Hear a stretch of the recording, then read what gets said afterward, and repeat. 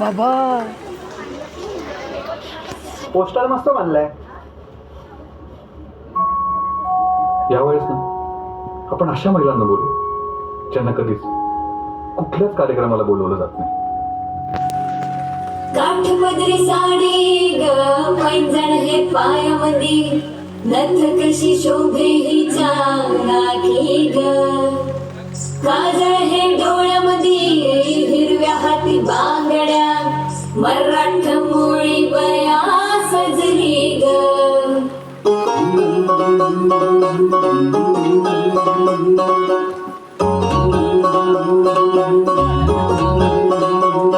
माझे बाय